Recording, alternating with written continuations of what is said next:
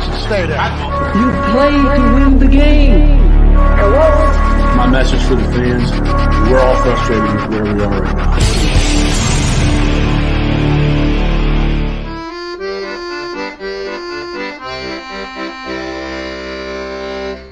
Jets, Jets. Hey, Jets. What's up, everybody? How you doing tonight? This is GreenBean. Welcome to the Thursday thick of it. I was planning to have two co-hosts, but as you can see, I'm here alone. So I don't know, man. I'm a little bit knocked silly. So Dom, it looks like might be a little bit late, 10, 15, 20, 30, 80 minutes late. Who knows? Gunny, the poor bastard, is stuck in an airport, or right now I think he might be on a plane. He was talking to him all day. He's like, hey, man, I'm trying. I get it. I've been there. Anybody been there? Sure. We've all been there. So, hey, we'll just do this. It's a funny thing because, years ago, you guys, a lot of you remember, I used to do all my shows solo. I used to just sit here and talk with you guys for hours. And now when I'm alone, I don't know what to do with my hands. I don't know what to do with my hands. What do I do? So we'll have some fun, guys. Big day. As you guys know, the Jets training camp is well underway now. We got Flight Set Camp Scrums, as we're calling them. We have Aaron Rodgers and Garrett Wilson explaining away the drama. We have retiring players. Isn't it? I think it's like a yearly thing. We got to have somebody retire. You know what I mean? It's like, I don't know what that is. Somebody's got to just say, you know what? I'm hanging up the cleats. Every year we get somebody, it feels like. Maybe I'm off. Correct me, Eric Craig. Let me know if I'm off base. Does somebody retire from the Jets every fucking training camp? Is that how it goes?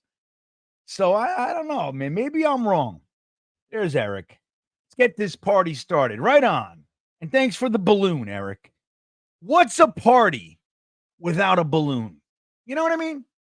You're whatever kind of parties you're into, whether it's, chips, whether it's pizza, beer, cocaine, whatever it is, whatever kind of party you're into, whatever partying means, a balloon helps, doesn't it? It's always good to have a couple balloons around here. Allan Dodge is in the house. Look at Allan.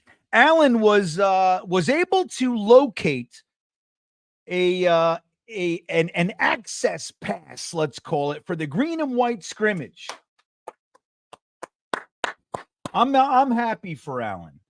Allan's a good dude. Allan is just so you guys know, if you're not aware, Allan Dodge was on the Malachi Corley train months before everybody else. Like, he committed. Like, lots of people were like, oh, it's an interesting player. He looks good, but Allan was like, that's my guy, months before the draft. I think it started every Wednesday night. We meet the Beanbaggers, our Patreon, which the link is in the description if you want to join up and hang out with us.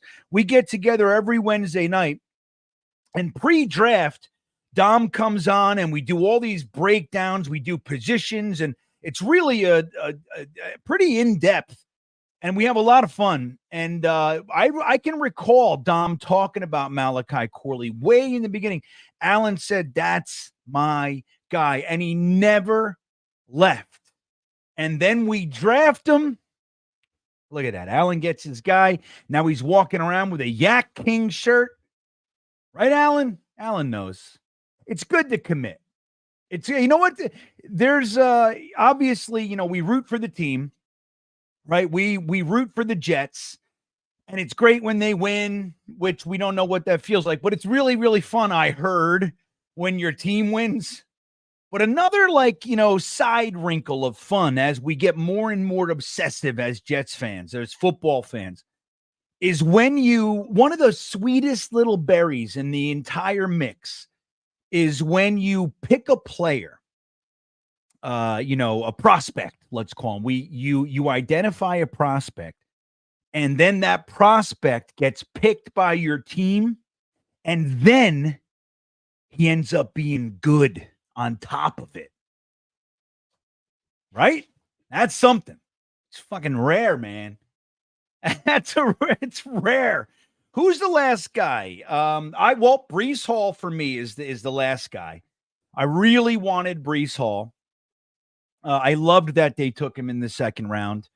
I didn't love that they traded up. You know what I mean? I'm a nitpicker.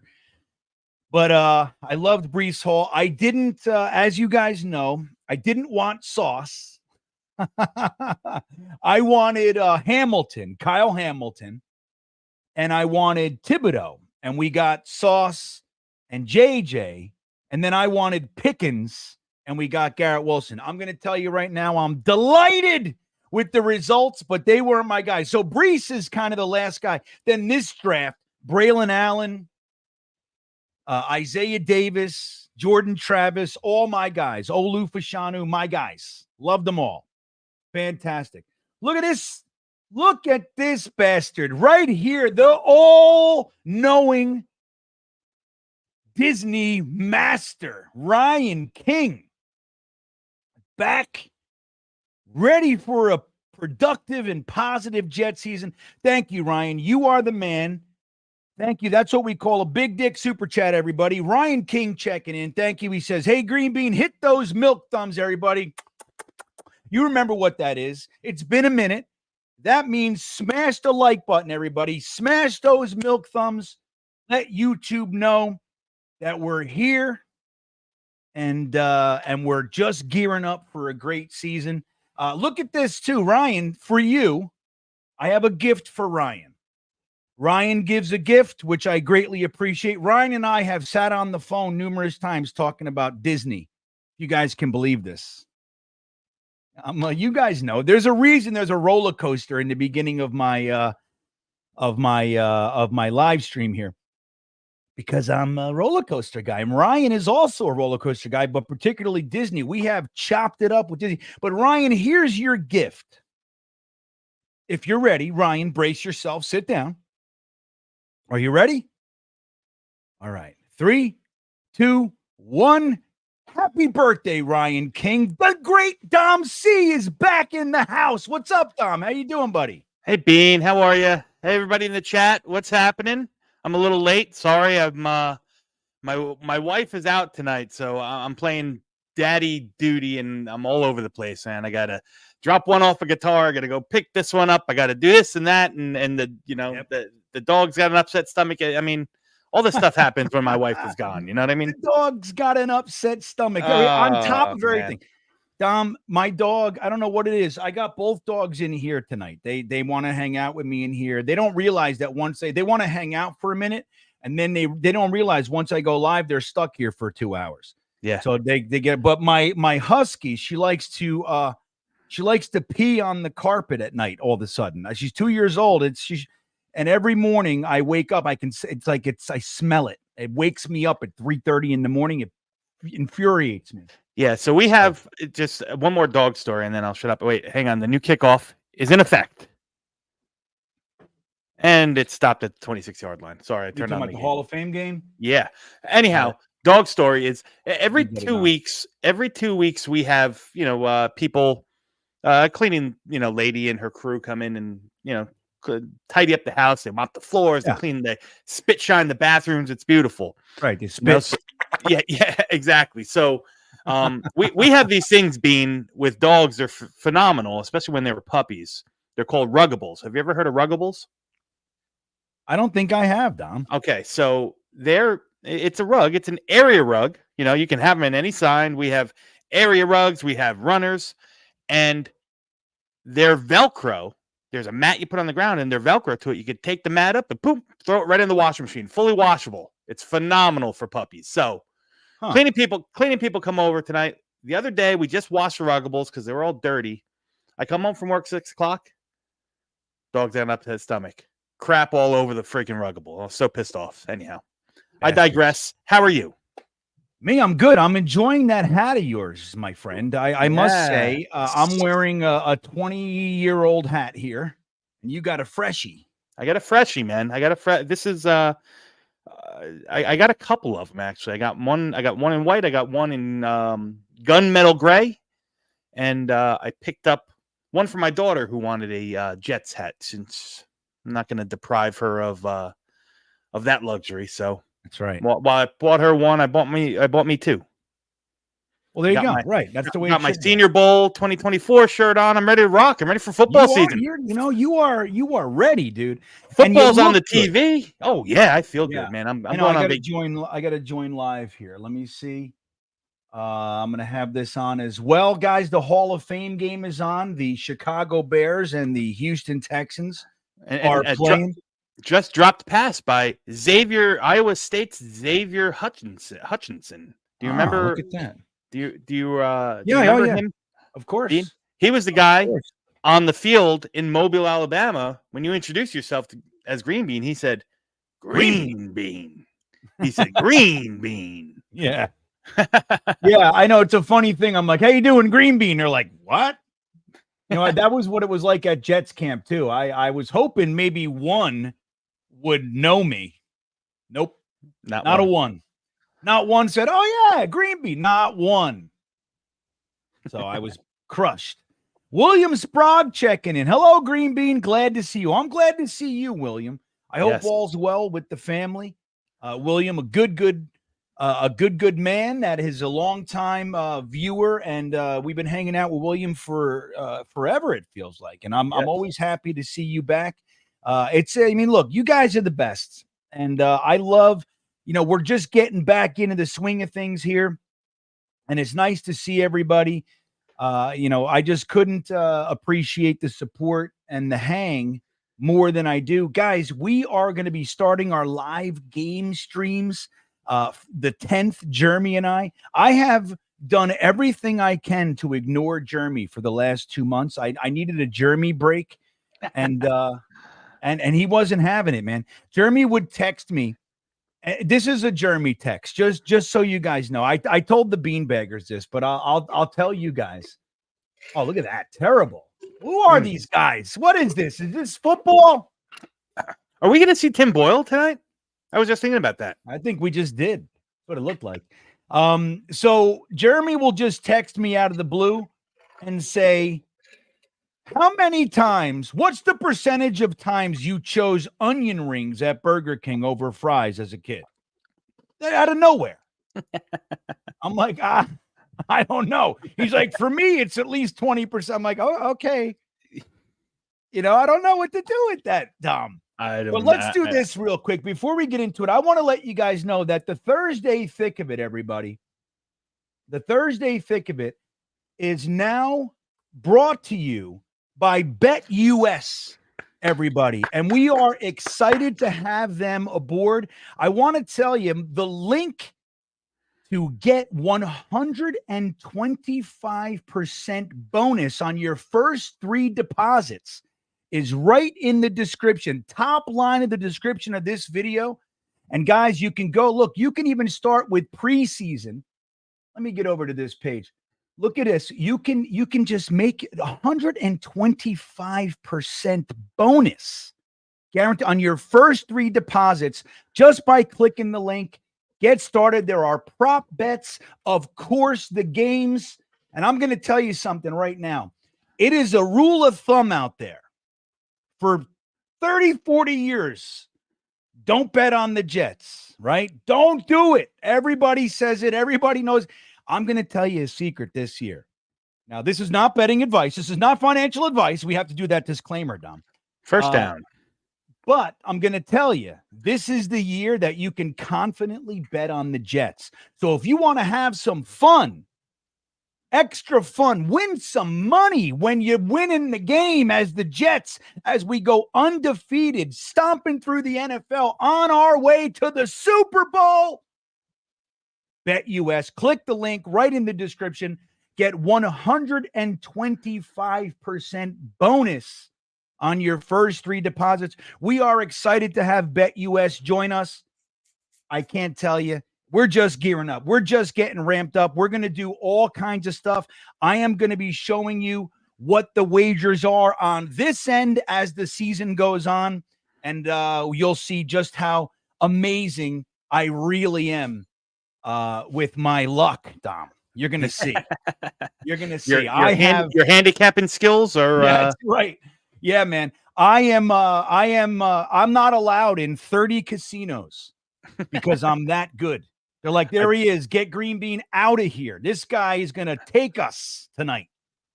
That's the way it goes. So, guys, yeah, BetUs, we're happy to have them sponsoring the Thursday thick of it for this season.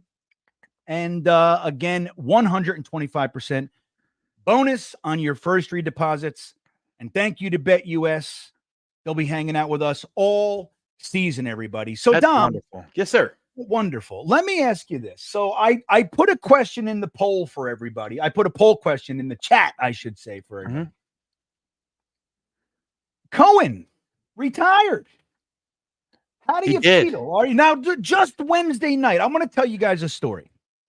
We were hanging out in the Beanbagger Wednesday night, right? We all get together in a private Zoom room, and Dom jumps in there all the time. He came in this Wednesday night, and he starts telling us about, don't be so sure that guys like Irv Charles are going to make the team. Xavier Gibson, maybe. He's injured, so we don't know what's going on there. And I said, why? What are you talking about? And he said, Tariq Cohen. He's going to push people off the team. Dom was feeling pretty confident about this. So that is no longer the case, Dom. Yeah. As the Jets will do, day to day, things change dramatically. How you feeling about this? And then I'll get to the poll results. Yeah. So yeah, where do you stand? Here's how I feel. I meant what I said. Like and from what I understand, and from what I know, and from what I've heard from the people that are in the know, the Jets really did like Tariq Cohen. There was, a possibility that they saw a role for him as, that this kick return thing. The Jets are taking to a whole nother level. Like there was room for him on that thing. I'm surprised the times I've been to camp. I thought by far in all the specials and all the punt returns, he showed the part. He was the shiftiest. He was the fastest, so on and so forth. I thought that this new kickoff rule was really going to have a place and a time for a guy like Tariq Cohen. There's a touchdown. Who is it? 84 for the Texans. I have no idea what that is. Over here. What is this? That's Davis Mills. Davis Mills. Okay, Davis Mills, who I do like. Yeah. Holy cow, that's a big ass tight end there, right? What's his name, Dom? Come on. Don't know. Tegan Quitriano. Yeah. No, I thought that Cade Stover was going to see some PT here. He's a fourth round draft pick out of Ohio State. The Texans took. I figured we'd see a lot of him, but not this guy. Anyhow, Tariq Cohen looked good. Like, listen, I mean, for what they wanted him to do, I thought it fit his skill set perfectly. And we're bouncing around, and the news came out today that it happened suddenly and it happened quickly. And my guess is that, maybe the body just didn't match up with what, the mind caught up to the body, if you will. He thought he could do it, and the body couldn't take it. And he said, you know what, it's probably better off, probably better off. Listen, coming back from a torn ACL and a torn Achilles for a guy who needs his agility and shiftiness at pushing 30 years old, if not longer. I mean, gosh, I'm not surprised. He wouldn't be the first person that fails, coming back from both a blown ACL and an Achilles injury where he was out of the league for 3 years. So I wish him well. I thought he was going to be on the team. I was pretty confident that there was a spot for him in our specials role, but alas, not the first time, and probably won't be the last time. I was wrong, Bean. That's right. It's a funny thing because I, as you guys know, respect Dom. He's an upper tier for me, of the level of respect I give him. But oddly enough, with that level of respect, somehow I disagree with him all the time. So I don't know what that is, how that works. I don't know. Dano checking in, Dom. He says, wait, GreenBean went from Manscaped to BetUs, from covering our balls to our wallet. Did he just travel up the taint? Just it depends on where you keep your wallet. That's right. Dano. That's You know? right. Like I got mine in my phone now. So I don't know. You know what I mean? It's like That's fancy. yeah, I don't know. I don't know if I like it. But Yeah, but now it's like a 2-for-1 because you lose the phone, you lose everything. I lose it all. I'm committed now. But yeah, Dano, that's what's up. So yeah, we're gonna have some fun with BetUS this year. So let me just look at the poll here. I asked the question: how upset are you with Cohen retiring? And the top answer was meh. Who cares? 69%.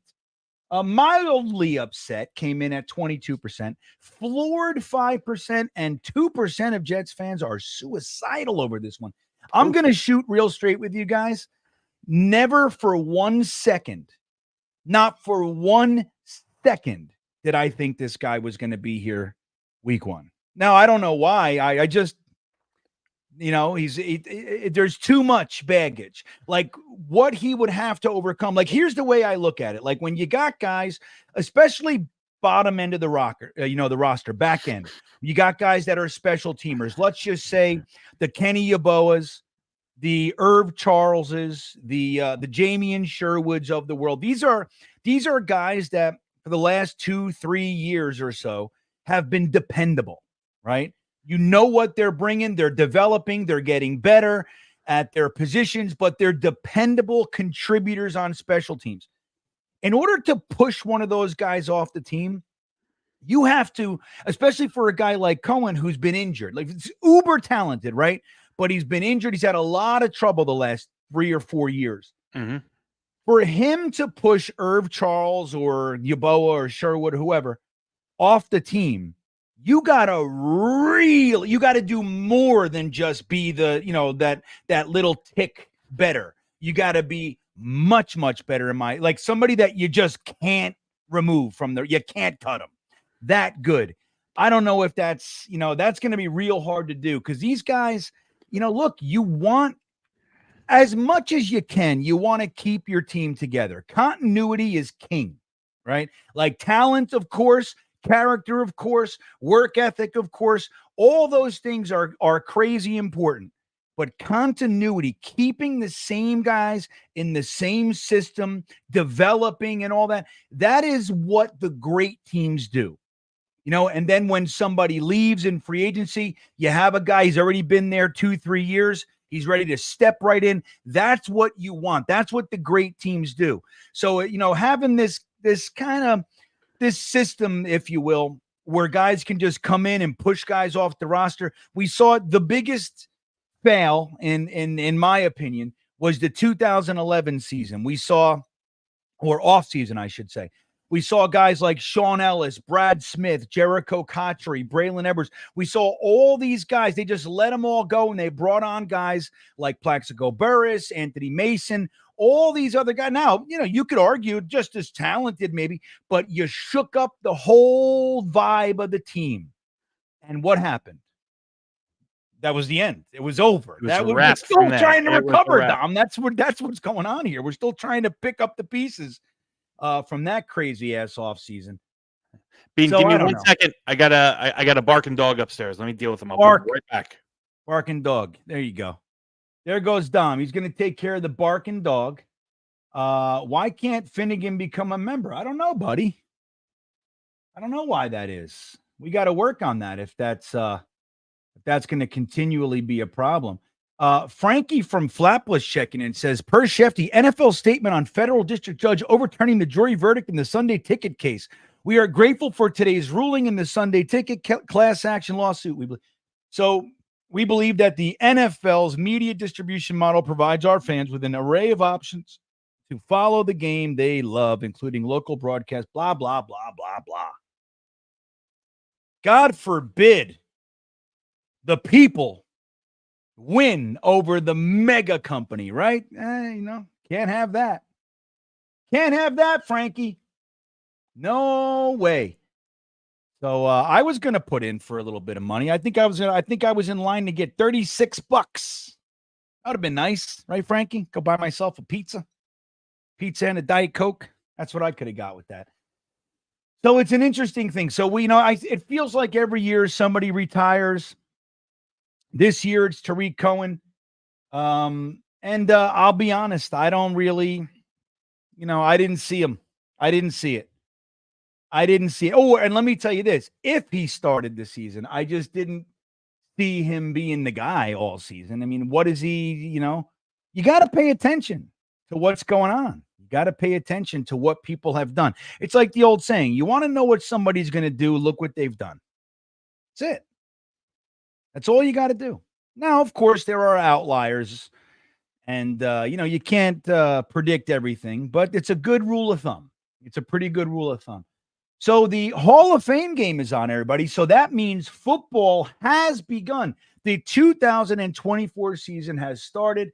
And last year, the New York Jets were in this game, if you remember correctly, right after we saw, the same weekend that we saw Joe Klecko and Darrelle Revis inducted into the Pro Football Hall of Fame. That's a pretty cool thing. Don't forget that happened. So let's see what you guys are talking about. Infrared's in the house. He says, I actually think Cohen saw Brees, Allen Davis, and Izzy getting busy and didn't want to get embarrassed by getting cut. That's just me, though. I'll tell you, man, there are some teams that you can go to and you got a good shot of just kind of, sliding right into a roster spot. And then there are teams where you come on board and you're like, you look around and you're like, yeah, man, this is going to be a long shot, right? So now his thing would have been kick returner, but the kick return rules are different. So who knows? I don't know what the hell's going to go on this year. What kind of player is going to be the best kick returner with the new system, with the new rules? Is it a big guy that can just kind of punch through the, the first wave of coverage? I don't know. Maybe, maybe a little shifty guy. I don't know. It's going to be interesting to see. I'll be honest. I'm excited about it because I loved kickoff. I love those, special teams plays where anything can happen, right? Remember when we had guys like Leon Washington, or remember Leon Johnson or Chad Morton, like at any time, Brad Smith, anytime they could break it. And that's exciting to me. I like it. And the past few years, it's just like touchback city. And then they started kicking it to us because Gippy had the propensity to fumble, which is no fun. When they start kicking it to you on purpose, it's like, all right, this isn't good. Let's see. Mr. Business is here. No Gunny. Well, Gunny might check in, Big Will. He was planning on being here. His flight got delayed, after delay. So he was keeping me updated, but it looks unlikely. I don't want, Gunny to finally get home after a long day of travel mishaps and then feel like he's got to jump on here. So we'll see. He might jump in later toward the end of the show. But probably not. Look at these butthole dogs. Now they're in here. They're going to fight. So cut it out, you two. This is not where to do it. That's what they want to do. Let's see. Duncan McLean says, what do you make of the Borden move and its impact on the tight end fullback room? Well, let me tell you this. Stop it. Let me shoot real straight with you, Duncan. look, I'm a longtime Jets fan, right? As you guys know, I've been doing this a long time. While I'm a smash mouth guy, like you guys have heard me say it, 4 yards a play wins the game. 4 yards a play wins the game. Now, you can say that's boring, that's old man talk, whatever you want to say. It doesn't change the fact that if the offense gets 4 yards a play, we're talking about long, sustained drives. We're talking about fresh defense, and you're talking about touchdowns. So it's fine, right? 4 yards of play wins the game. That said, I have been ready to get rid of the fullback for years.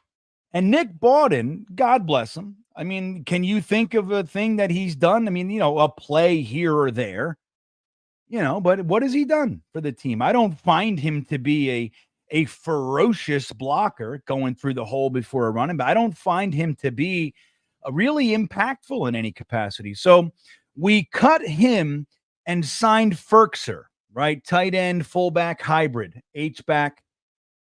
So, even if they plan to keep him, which I don't know if they do or not, because I'd hate to see Ferkser come on and push any of the tight ends that we have off the team. I don't want to see Yeboah, Ruckert, any of Kuntz, maybe. I mean, I don't know. But I would rather, keep those guys. But let's say they're just going to replace Borden with that roster spot with Ferkser. It's an upgrade. Ferkser has a significantly more impactful career than Borden has. Now, granted, the last 3 years, Ferkser's only had 391 yards on 20 receptions, something along those lines. He was injured last year. So be that as it may, but straight up, if you're just replacing Borden with Ferkser, I consider that to be an upgrade. So I'm not too worried about it. In my opinion, I think they should just get rid of Ferkser too. Get the fullback out of here, man. We don't need it. You got running backs, like halfbacks, let's call them. Isaiah Davis, Braylon Allen, Breece Hall. All those guys will knock your teeth out of your mouth. All of them. So why do we need to waste a roster spot with a fullback? Give me an extra wide receiver. That's what I'm saying. Let's see here. You got this guy back to pass. He throws it. Oh, nice reception. Who's that? Who's that over here? Hutchinson again. All right. There you go. Again, I got to interview him at the Senior Bowl. Michael Piper says the Jets are going 13-4. Let me let these dogs out of here. Hold on just a second. Come on. Go, get out of my office. Go. And you'll see they'll be crying to come back in 10 minutes. They'll be bothering me. All right. But 13-4, baby. I'll take that. Wouldn't that be something? The Jets have never gone 13-4, just so we're aware. Never. Isn't that something to think about? The Jets have never gone 13-4. Actually, it would be 13. Yeah, 13-4. Used to be 12-4. I gotta be honest, that still confuses me a little bit. I haven't really landed with the 17 game math. I like 8-8, 9-7, 12-4. That's my math. That's my football math. Alan Dode's talking about Isaiah Davis wants to decleat mofos. I mean, guys, look at the added physicality the Jets have brought in this offseason. Now, number one, you got our free agent class, guys like Tyron Smith, Morgan Moses, right? Jonathan Simpson, known to have a little bit of an attitude problem on the offensive line, a little aggressive, right? So you bring those badasses in here. Breece Hall, as we know, will knock your head off. I mean, he'll juke you, he'll outrun you, all that stuff, but he has no problem lowering that shoulder and laying you out. You go ahead and you add those guys in free agency. Wow, great catch. What a catch. So then you add Malachi Corley, who, by the way, I don't know if you guys know this, if you've paid attention. Now, I'm not saying that he's beast mode, but same height, 5-pound difference, and very similar style of play. So, I don't think you're going to get beast mode necessarily, but to bring that type of play to the team, ain't nothing wrong with that. So you bring Malachi Corley in here, Braylon Allen in here, Isaiah Davis in here to go with the Garrett Wilsons, Jeremy Ruckerts, Conklins, Breece Halls of the world. I think we're going to be a smash mouth type of team. And I like imposing on the defense. I like to impose our will, to make them have to try to play our game. I like it. That's my kind of football. I hate when we have to when we have to alter everything that we're doing for the team. I mean, of course you have to a degree. You want to be smart. But I like when we just play our game and they have to try to stop it. And they can't, because we're just too damn physical. Right, Dom? Amen, brother. Amen. That's right. Physicality is the name of the game in this year's 2024 New York Jets, man. Yeah, I couldn't agree more, man. I couldn't agree more. That's the way to do it. So, Dom, what's standing out at training camp for you the last couple of days? We saw Garrett Wilson and Aaron Rodgers kind of took care of the baloney. They said, was that really anything? I mean, are we really making a stink about that? The one thing that stood out to me the most as a strong concern, if I'm being honest, is the Michael Carter injury. It's been very quiet. Michael Carter II been very, very quiet. I don't know if I like that all that much. You want to see, like the fact that they're bringing in wide receivers now. They worked out Jarvis Landry today. I don't know if you heard that, Bean. I did hear that. So we worked out Jarvis Landry. Everybody. They worked out Jarvis Landry, and they brought in another receiver, and his name is already skipping me. I don't know him very well. I think he played in the UFL, and they ended up signing him. But he's an ex-build, 6'4", 215 pounds, big guy. So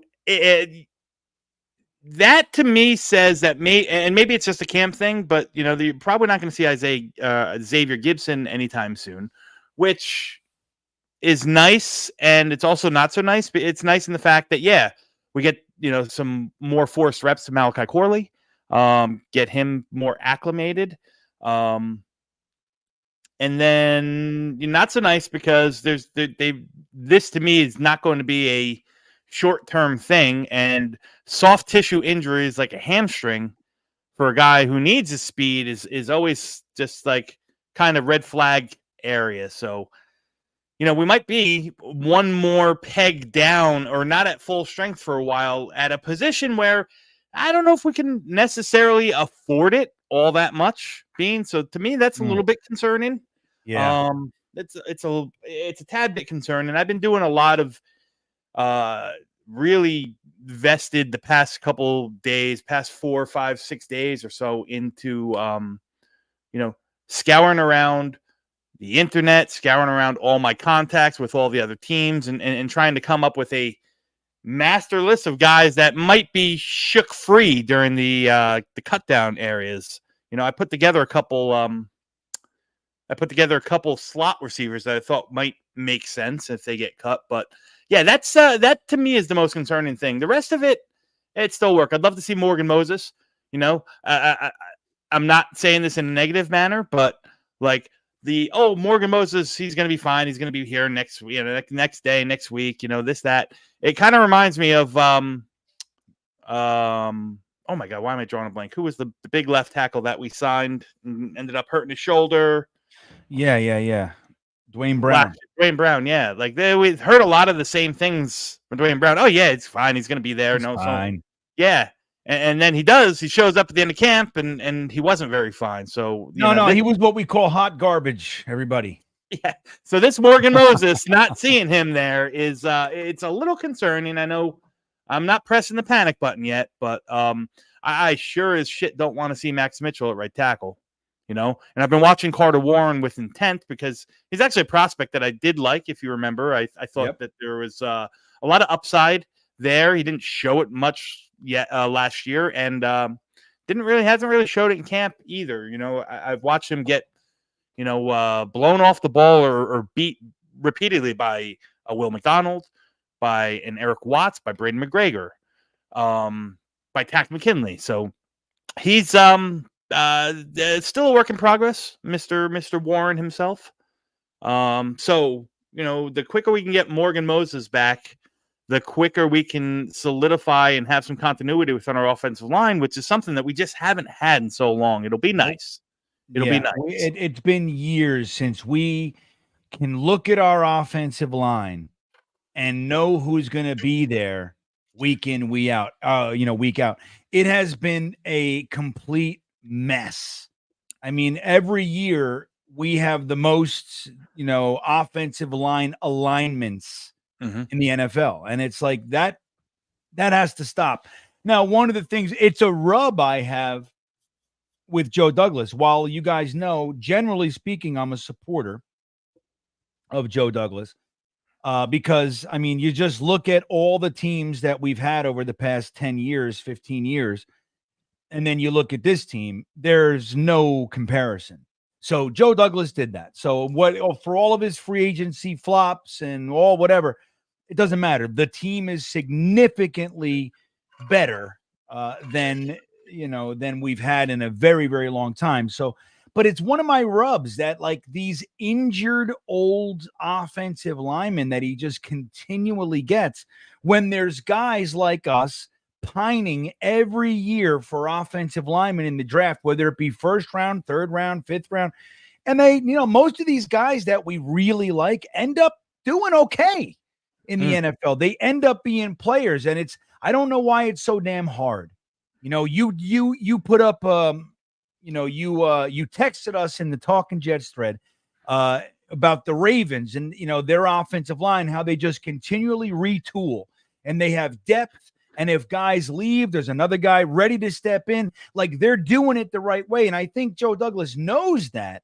But for whatever reason, he just hasn't been able to get this one nailed down. Now, look, Mekhi Becton, and the injuries and all that kind of stuff, AVT injuries, Cam Clark, had to retire because of the almost got paralyzed. And so we've had some bad luck for sure. Because Joe Douglas has drafted more offensive linemen than any GM in recent memory. I mean, and McCagnon, that's for sure. I think I don't think McCagnon drafted two offensive linemen in his lustrous career. Yeah. 2 offensive linemen in 5 drafts. So think about this. It's a unit that requires 5 people, okay, to start. And he's used 2 draft picks in 5 drafts, none higher than the 3rd round. Yeah. So how the hell are you going to, that's no way to do it. E-Boogie checking in, Dom. He says, no. We're not going 13-4. We're going 20-0. I'm with E-Boogie. E-Boogie's my kind of guy. With his Stream Beaner super chat. So you guys can join the Stream Beaners as well as the Beanbaggers. And the Stream Beaners get you super chats and emojis and all that kind of stuff. So E-Boogie, a supporter of the channel. Thank you, sir. And I'm right with you. You'll see. As the offseason goes on, I get bolder and bolder, E-Boogie. Right now, I'm just taking my time. That's all it is. 13-4, I'm in. And I know you would be too, but 20-0, we'll see if I get there this year. I was predicting it last year, and then 4 plays into the season, I looked around and said I might have to reevaluate my predictions here.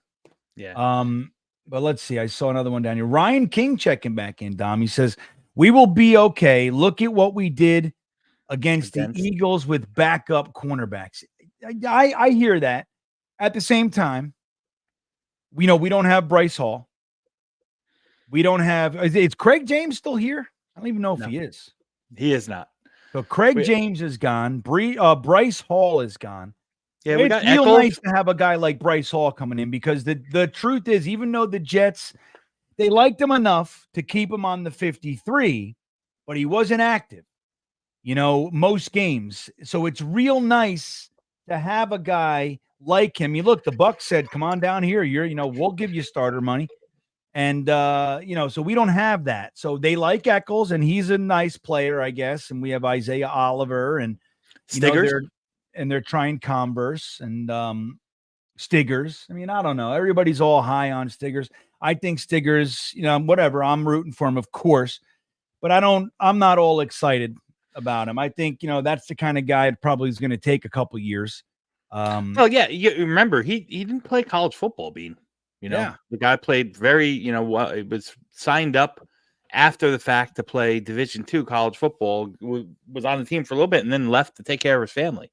and then we talk about an alternate route. He went and played like flag football or some shit like that. Yeah. Like, so some crazy stuff. Listen, Stiggers is going to be good. I mean, he's going to be fine.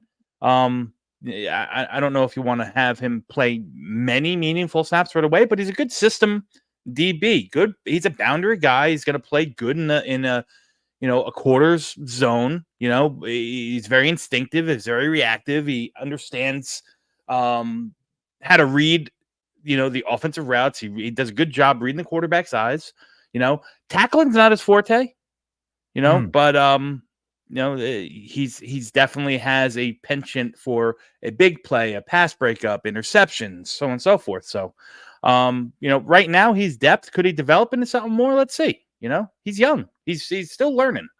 Yeah, and I'm right there with it. But it's like a lot of people are quick to jump right on him. Like Stigger, dude, he was a late round pick, and like you said, didn't play college ball. I mean, it's an interesting route, and maybe he's the next coming. I don't know, but I'm not ready to jump all the way to like, no problem.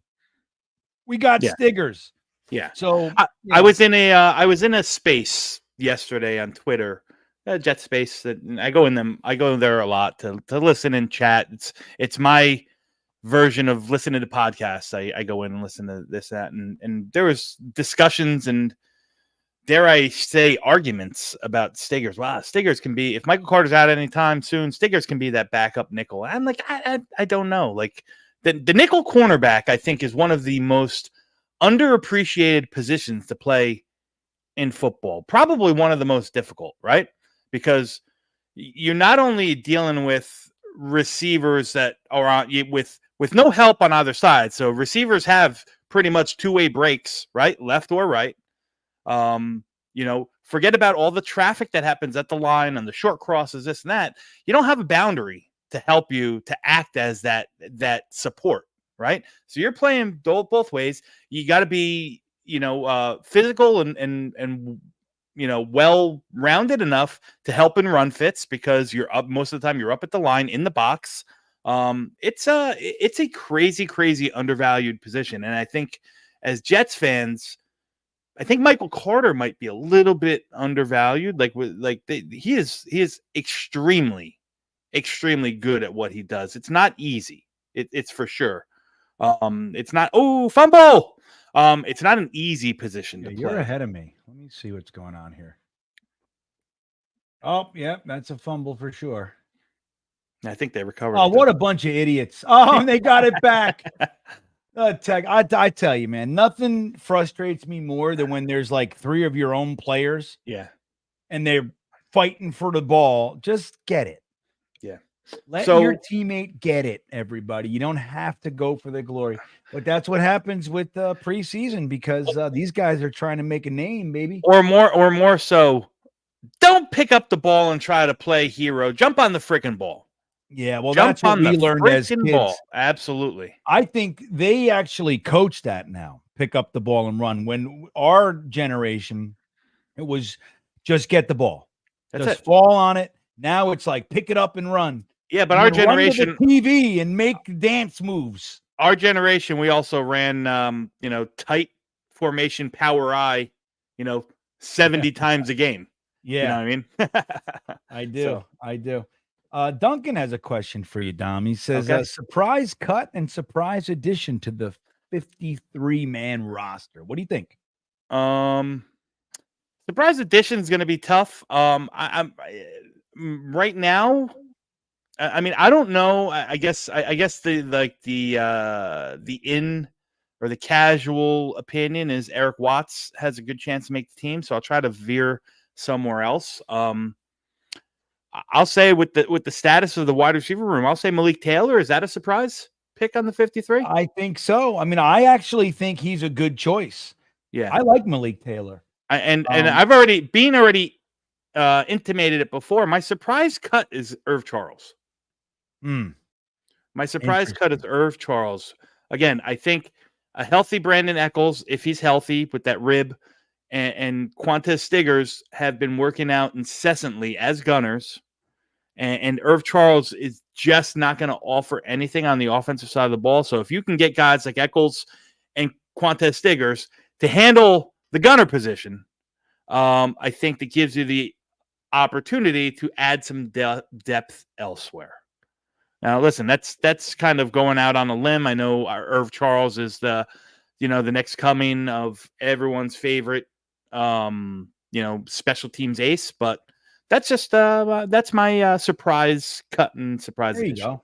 Yeah. Well, here's mine. Now it's not going to be quite as big of a deal, because he's a. I'm going to guess it. Go ahead, guess. I'm going to guess your surprise edition is Brady Latham, just because you love him. Okay, but who's getting cut? I don't know. I don't know. Dom nailed it. So now it's crazy because we haven't seen had a whiff of Brady Latham, but I think in the preseason he's going to show up. I think Xavier Newman is out, and I think Brady Latham is in. That's what I think for the guard position. I like it. Brady Latham. I would rather develop Brady Latham than Xavier Newman. And look, he stepped in, he played center for us, the whole thing. But let's not forget, he didn't exactly play it well. He just, you know what I mean? He did it. Yeah. I had somebody say to me the other day, dude, Xavier Newman, he stepped in, he played center for them. I'm like, do you not remember how that went? Yeah. I mean, he wasn't atrocious, but he wasn't good. He just happened to be the guy on the field with a number between 50 and 79. And they said, okay, you go get the quarterback the ball. It could have been anybody. So, yeah. And he wasn't very good at it, but I digress. So that would be, I guess, Xavier Newman's not really a surprise cut, but I think undrafted free agent Brady Latham pushing him off the team would be somewhat of a surprise for a lot of people. But I predict that. Let me take a look at our depth chart here. Mm-hmm. Oh, so I see a lot in the chat, and I've heard a lot of this all over the place. And maybe somebody mentioned it, and people are running with it. But I hear a lot of people are expecting Michael Clemens not to make the team. And listen, not that I think, Michael Clemens is the be all end all, but if nothing more, like these guys, if you pair up Tack McKinley and Michael Clemens, say only one of you can make the team. You would think that the coaching staff and the GM that drafted a guy and developed them are probably going to side with the guy that they drafted and developed. That's just my opinion. Yeah. Well, let me say this to Roger. Roger, you are dead wrong. Kenny Yeboah does not have one catch in 2 years. He has twice that many in 2 years. So I don't want to hear it. Okay. Yeah. And Roger, to that same point, Kuntz is not that guy. Yeah. Kuntz has always been very, very, very developmental. Here's the thing with Yeboah.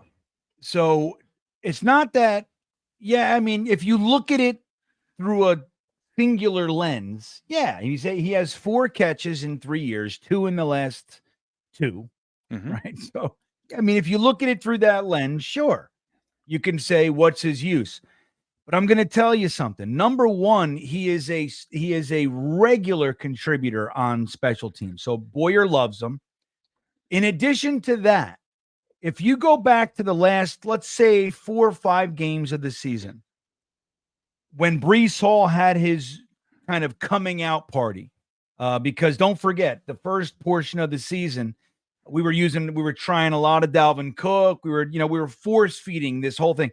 Once we got that out of our system, Kenny Yeboah quite literally was the lead blocker on a lot of those big runs that Breece Hall had.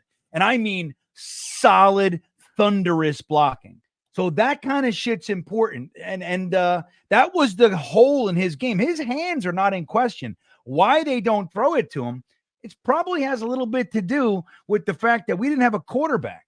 Yeah. The only guy who did, Garrett Wilson and Conklin really were the only guys that of any substance in the passing game. And then Breece Hall would get dump offs and shit and make a lot out of it. But it's like, who else did, we didn't have, we're talking about, 3 and outs and all that kind of stuff. Not to say that Kenny Yeboah would have been a focal point or anything, but who knows how the offense could have developed and what players would have had 10, 15, 25 catches in the event our offense could stay on the field and we had some sort of consistency. I mean, we went how many games without a touchdown? It was crazy. Ugh, don't remind me. Gross. And just so we're clear on how bad Zach is and was, he's in the worst quarterback room in the NFL right now. And he just got surpassed.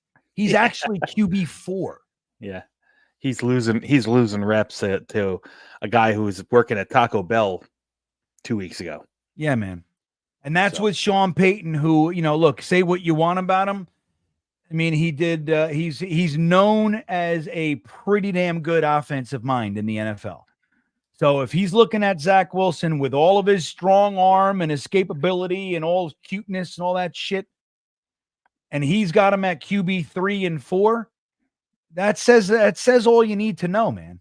It says all you need to know. Like, just like, look, we've been arguing about this, and I don't want to belay the point, but it's like, again, when you look at the shortcomings of any players on the team, Zach Wilson got benched for Tim Boyle. Tim Boyle is not an NFL quarterback. He is not an NFL quarterback. And we saw that. It actually, if you could imagine it, it got worse, and we had to try to put Zach back in. He didn't want to play. He's all pouty. I don't like it. Whatever happened there. So that's what we were looking at last year, man. The fact that Garrett Wilson somehow mustered up 1,000 yards 2 years in a row is nothing short of amazing. Right? It's the truth. Tis the truth. Wait, did the Jets sign Jarvis Landry? No, they worked him out today. Frankie said we signed 2 wide receivers. Let me see something. No way. No, we signed the kid out of the UFL, but I don't think Landry was signed. Probably because he's an asshole. You know what I mean? He's been out of the league for a while now. I mean, there's a fair suffice estimation that he may be, how do you say it kindly, washed? He might be washed. That's the truth.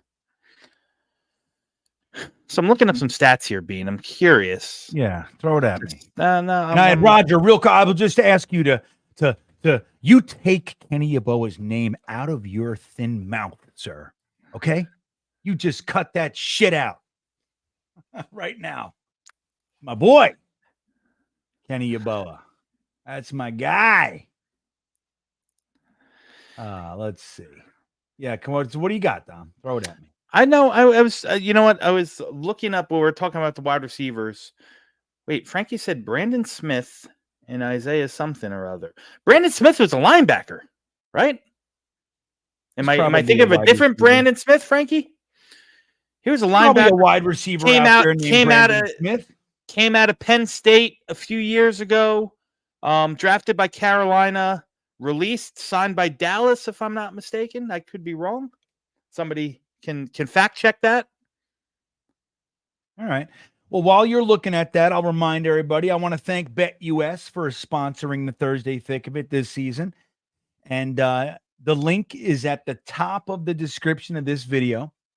Get 125% bonus for your first 3 deposits, everybody, from BetUs. Just click that link that you see right there. It takes you right to it.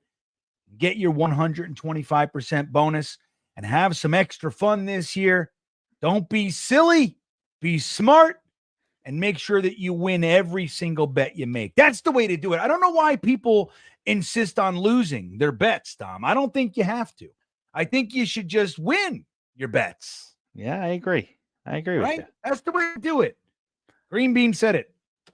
Wow, I didn't realize there were so many football players in the NFL named Brandon Smith. That's right. 206, I believe. There's a cornerback out of Georgia. That's not him.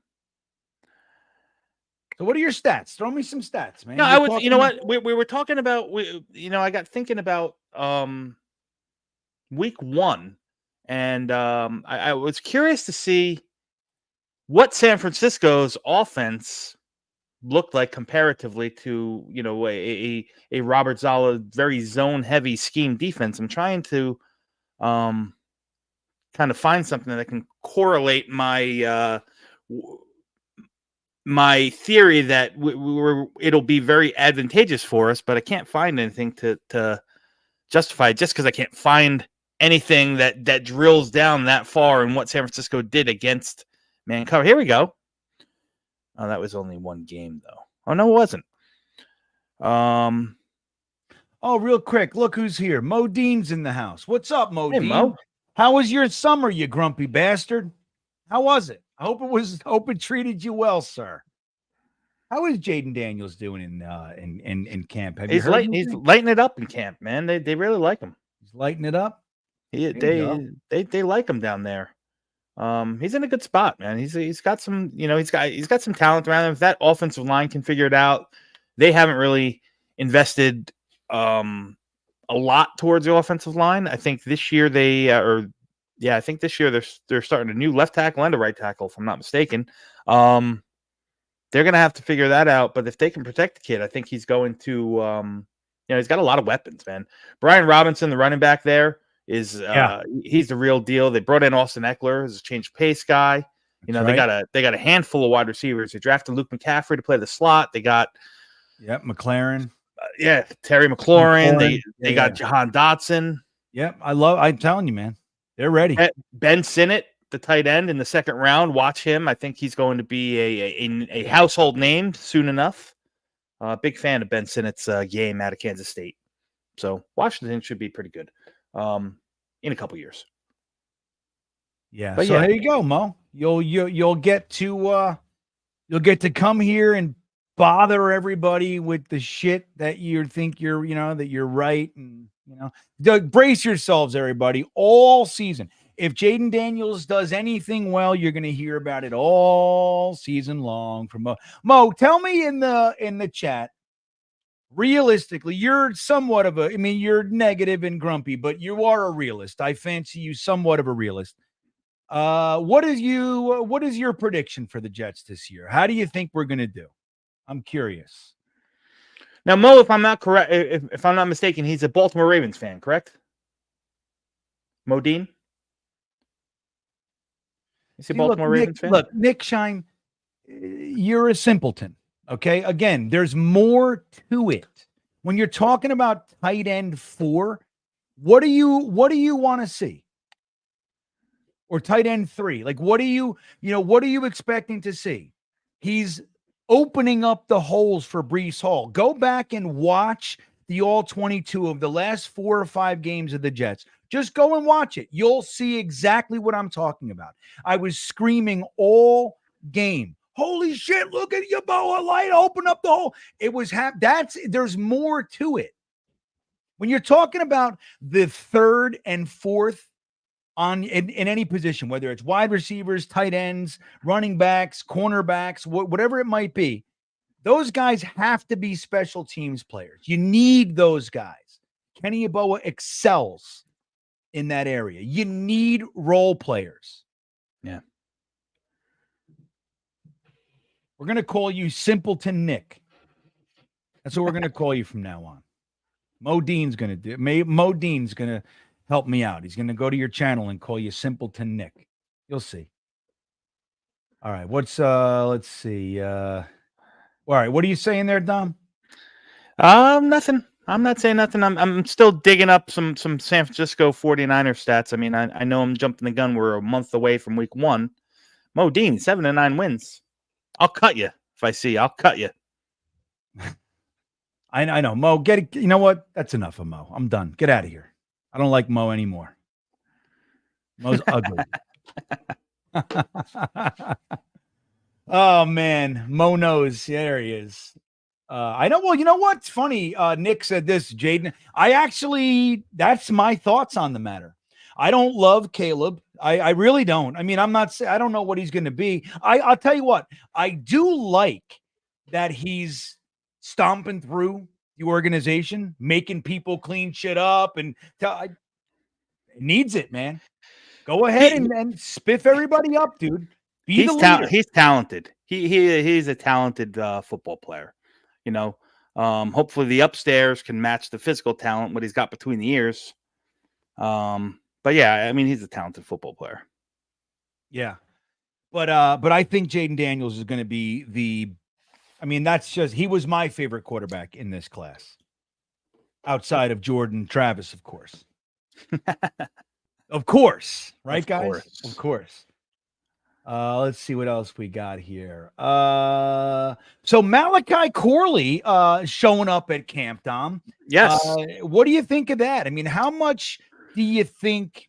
I mean, look, it's camp, right? And lots of guys look fantastic in camp, but this one happens to be a guy that I think the Jets wanted to be a part of the offense. It's not just, happenstance camp stuff, in my opinion. I mean, he's playing with the ones, right? He's catching passes from Aaron Rodgers, and he's looking fantastic. I tend to be, this is one I'm allowing myself to get a little bit excited about. It's like, I'm happy to see. Like, if he was struggling, it's one of the things you go, it's early in camp. He's a rookie. Like, you can just push it to the side really easy. But the fact that he is looking so good is kind of exciting. I mean, do you think I'm off base here? Do how do you feel about the Malachi Corley, kind of coming out party, if you will? Well, listen, I think we have to take it we have to keep it in context. I think you were right. It's only July. It's camp. It's great. Anytime any of our players do something or look spectacular, it's great. I'm not downplaying that. But we talked about already Xavier Gipson unavailable. The practice where Malachi went off, Allan Lazard unavailable. So it offered the ability for him to get some extra runs with the ones, the twos, the threes. As a matter of fact, it probably was the first practice that he took significant snaps with the number ones. Oh, that was a nice pass. I'm going to watch it now because I'm behind you. Look at this. Yeah. So it was the first practice that he took snaps with the number ones. The talent is there. You can't argue the talent that the kid has. But it's something that's going to be a work in progress, more so for the fact, his skill set in college really was derived around, bubble screens, one-step hitches, and shallow crosses. They got the ball. The Western Kentucky offense was a little bit hokey. They got the ball into his hands real quick and just let him be the best athlete on the field, which he was most of the time playing in the MAC.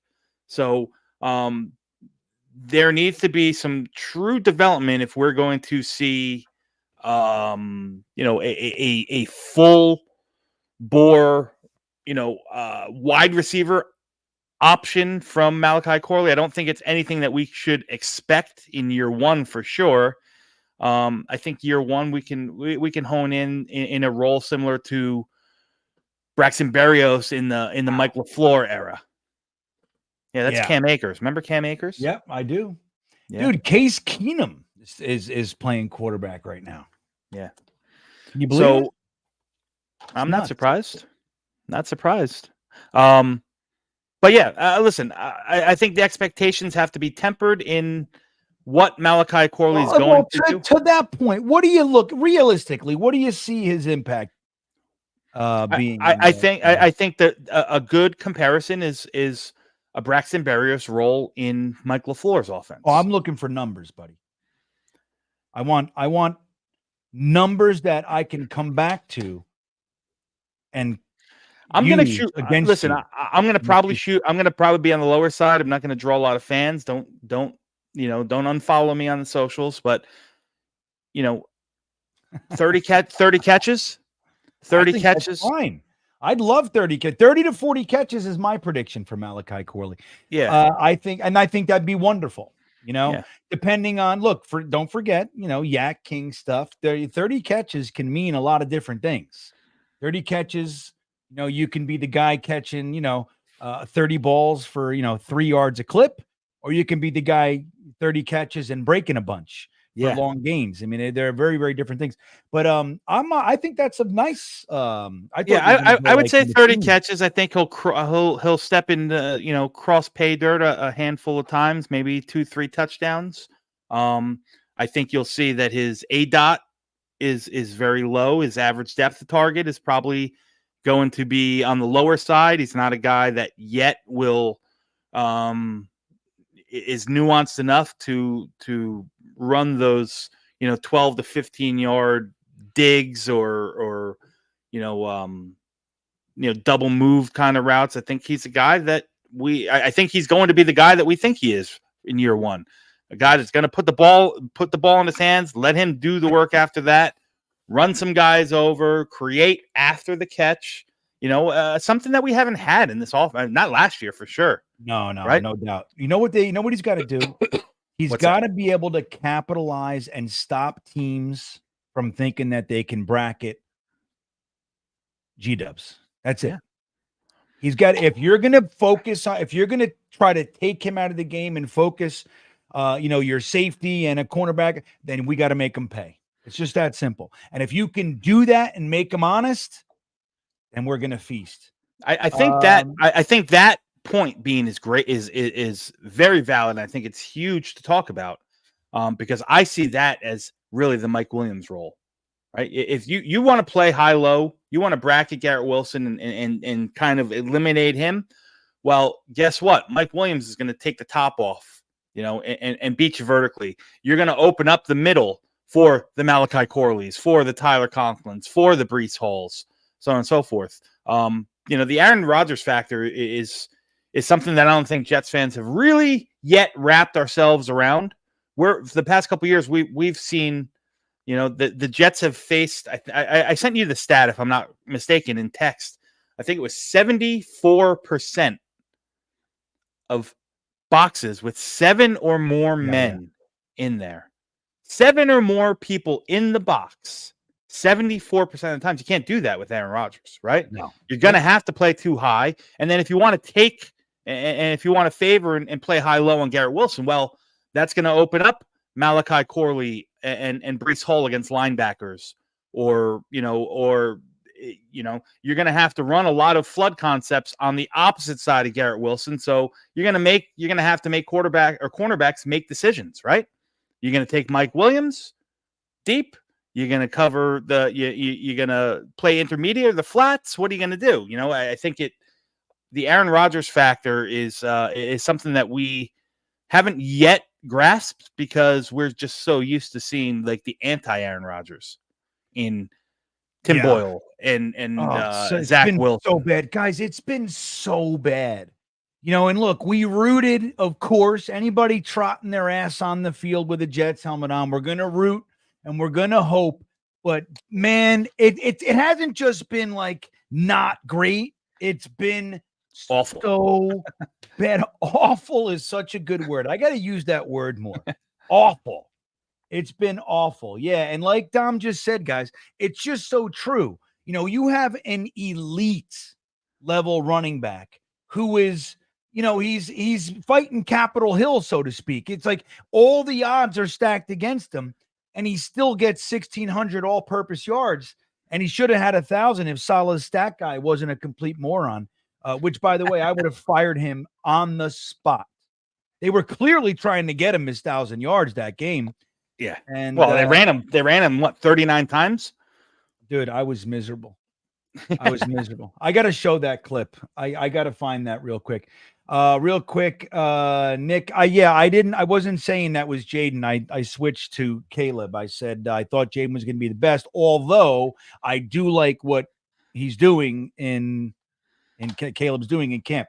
So you got to listen. This is what I mean about being simple. You got to listen to the whole thing. Jason Edwards checking in, everybody. There's our buddy. Yeah. I would love to see trips with Wilson, Corley, and insert our vertical threat on one side. Amazing. Well, dude, the Williams thing, it freaks me out.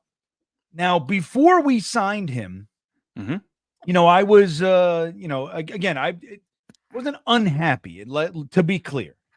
But I was a Tyler Boyd guy, and I made the case every 10 minutes for why I would rather have Tyler Boyd than Mike Williams. Now, that said, if this guy can be healthy and just play for us. Now, the cool thing about the Jets is that we have all these rotations. Obviously, the most famous is the defensive line, but they do it on the offense too, with like wide receivers and running backs and all that.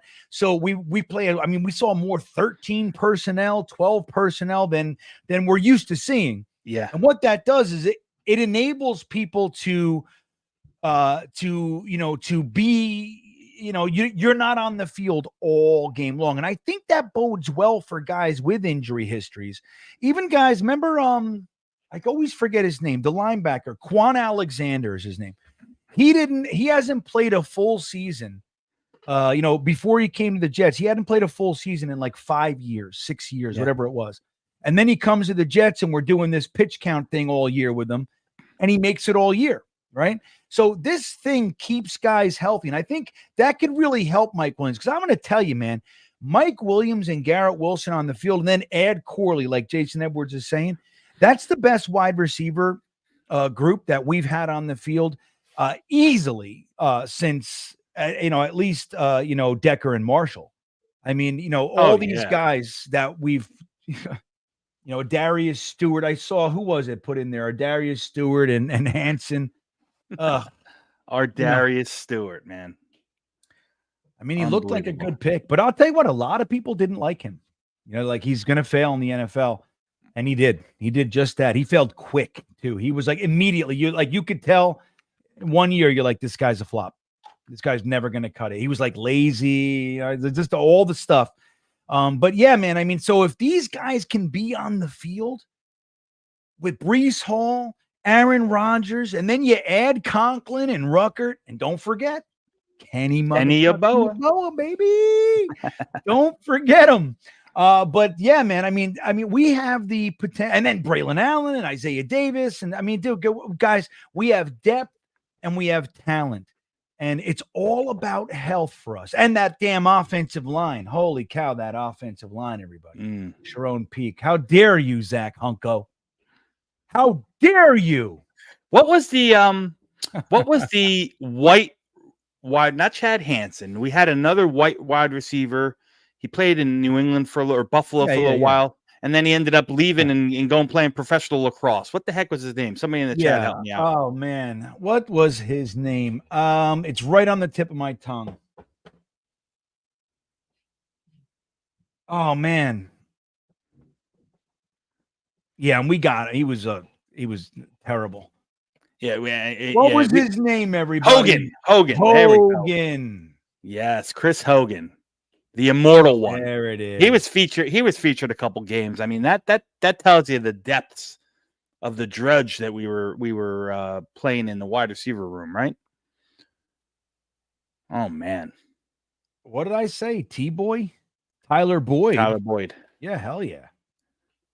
Hell yeah. What's not to like about Tyler Boyd? Man? Yeah, you know what? He was not really going to fit with what he's more of a vertical slot guy, which is something that Hackett offense just doesn't utilize. I mean, Hackett's offense moves more horizontal, true West Coast principles. Tyler Boyd was more slot specific, vertical slot kind of guy. I just never saw the fit. Not knocking the player. I would like to see. I would have liked to see. Man, I'm telling you, I think the one that got away, man, Malik Washington. Yep, no doubt. And the fact that he got away to the damn Dolphins pisses me off something fierce. I mean, and so late in the draft, it was like, come on. Yeah. I mean, what's this holding on to the Gibson story? I mean, look, I'm all about loyalty. I'm all about, stories, truly. But I'll tell you what supersedes all that shit is straight up talent. Yeah, and Malik Washington had it. Did I lose? Malik Washington had it. I mean, very, very low percentage of drop balls in college. He could beat you at all three levels. Yes, he was small. Yes, he was 5'9" or something like that. But he was built like a bowling ball. Yeah, and would go through guys too. Yes, I know. I hate that one. I mean, again, look, if you're not going to get them, it's one thing. You can't get all the guys in the draft, right? You only have a few picks, and there's a lot of players. But the fact that he went to Miami and added that to the Waddles and the Tariq Hills, and didn't they get Xavier Worthy too? No, Kansas City did. Who else did they get? They got another guy. They got Taj Washington, the other slot receiver from USC. That's who they drafted. Oh man, I hate the Dolphins. We're gonna kick their ass, everybody. I hope so. Your mouth to God's ears. Oh yeah, it's over. Oh, Chop Robinson in the first. That's right. Jalen Wright. That was a good pick for them. Yep, Malik Washington, round 6. And I think they took Taj Washington round 7, if I'm not mistaken. And these wide receivers, these days, you can get a stud wide receiver in the back end of the draft, no problem anymore. It's just not the same. It's not like it used to be, everybody. You know what? If I got one bone to pick with Joe Douglas about this past draft class, there's not a lot. All right. I don't know what Jalen Key's going to become, if anything, so on and so forth. Fine. But this was the year to come out of the draft with a couple, 2 or 3 wide receivers, and just see what you got. Right. Let's just build up that depth and youth. And we focused in on one and came out with one. And the one that we got, not knocking Malachi Corley, but he is a unique niche type of receiver. You want him? That's fine. But go spend. You had all this draft capital at the end. Go take one. Go take a Brendan Rice who's sitting there in the 7th round. I know. You know what I mean? Yep. Go take a Malik Washington or something and so forth. I'm with you. Well, And who was the kid from UCF? Brown. Javon Baker. Baker. Who has? I believe that the Jets were keying on Javon Baker, and when he was taken right before us, that's when they traded out of the spot. That's what I believe. Now, I could be wrong, but that's what I think. But I'm with you, man. It's like, take a couple swings. It's a deep wide receiver class. There's talent all over the board still. And they just decide, we're going to take Stiggers. We're going to take, it's like, okay, I get you, but I'm fine with Stiggers. Jalen, but I mean, because I knew that they were going to take a cornerback.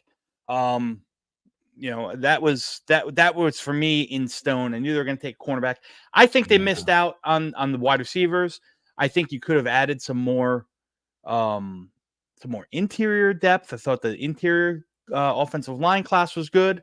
I thought they were going to come away with one of the big nasties. They didn't. That's 2 years in a row that I was expecting them to take a big nasty in the middle, and they didn't. But I digress. What do we know? I know, right? That's the thing. It's like looking a gift horse in the mouth. I do like the draft. It's just, and again, they took like 3 or 4 of the guys, the actual guys, the players I wanted. So far be it for me to complain. Jason Edwards checking back in. I believe Santana Moss was our last vertical slot. Who the hell's that? What era are you talking about? Right, but it's probably true. That's how far back you got to go when you think about a weapon like that. I went to the green and white scrimmage, Santana Moss's rookie season, and we were all so excited. And Herm Edwards was mic'd up, and it was this whole thing. And Santana Moss caught where they threw one pass down the sideline, and he came up lame, and he got hurt. You want to talk about it? Yeah, it was terrible. We walked out of there so dejected, Jason. That's the way that goes. Look at this. Jake Assman checking in. What's up, buddy? Good to see you. GreenBean and Dom C are bringing the goods tonight. Yeah, we're getting it going. This is the beginning, Jake. This is I know you kept going all off season. Twice a day, man. Twice a day. I mean, we gotta control this, Jake Assman. We're just we're shaking off the rust over here. I'm going to actually meet Jake Assman next week. Where are you going? He is having an Asmaniac, if I will plug it for you, Jake. He's having a little get together in East Hanover, New Jersey, where Bean, I'm only about 10 minutes, 12 minutes from East Hanover. So we're gonna get together, and probably a bunch of Jets fans are gonna be there. I know that Jake is gonna be there. Richie from New York Jets Media, Antoine Staley. Those are the only names that I know. And myself. Where is it happening? What'd you say? Where? You know where it is? Yeah. If Jake's still here, he can confirm. Where's I it think happening, Jake? I know. I wish Jose Tejas or a Mexican restaurant in East Hanover. There you go. East Hanover. You know, There all it is. the He just things put I've done in Don East Jose. Don Jose. I said East Hanover. Don Jose. There it is. Yeah. Okay. I'm gonna pin this. Let me go over here. Hold on. Let me pin this sons of bitch and comment here. So there you go, guys. That's how to do it. Go and hang out with Jake and Dom, and I think. Well, not with me. I'm going to be. Richie going to be there? I think Richie's doing. Yeah, Richie's going to be there. You know, I'm going to just hang out, man. I'm not. I am far from a featured guest in this little soiree, but happy that it's local. Yeah, dude, Jake. You know how many good times, let's call them, I've had in East Hanover. There's a lot. I have a long storied history in East Hanover. Good in parenthesis. Good times. Yeah. What's the there's a restaurant there. Is it still there by the that little airport? What's it called again? Like Bombers or some shit? That's Lincoln Park. Lincoln Park. No. It's in East Hanover. It's right. It's Runway 81 or something like that. No, it's not there anymore. No. I used to eat there. You can watch the little prop planes taking off and everything. From the Morristown Airport. Yeah, I don't know. Not Morristown. Well, there's no East Hanover Airport. Yeah. No. I think it's what's it called, everybody? Who knows? You're thinking of the one in Lincoln Park. I'm not thinking of the one in Lincoln Park. I'm telling you. I know how to get there. I'm driving there down when you cross over 46 and you know what I mean? From where, you know what I mean? It's hard. It's been a long time. Edwards Road down that way into East Hanover. That's Edwards Road. Holy macaroni. I haven't heard that in a long time. You know, they put off of 280, they put a Wawa where the hot dog guy used to be. They remember the hot dog truck was there for decades. Forever. Pushed them right out. They said, you know what? Wawa. And for those who don't know, Bean and I grew up in the same neck of the woods. Yeah. Same little town. He's much older. I am. Significantly. I'm his father. I don't know if you guys know that. That's my son, Dom C. What do you think of that? Who would have known such Jets knowledge would have come out of small little Lake Hiawatha, New Jersey? Hiawatha, the most lakeless town in the world. Lake Hiawatha, everybody. I know. So Lake Hiawatha is a 1 square mile town. Now, there's a main drag in the middle of it called North Beverwick Road. And then there are two sides. One is Lower Lake and one is Upper Lake. Mm-hmm. And, you know, what does that insinuate? Lower Lake, Upper Lake, right? Lower, upper. I'm from Lower Lake. Dom is from Upper Lake. He's significantly better. Much classier. Much classier part of this square mile. That's right. It's true. It's true, man. It's true.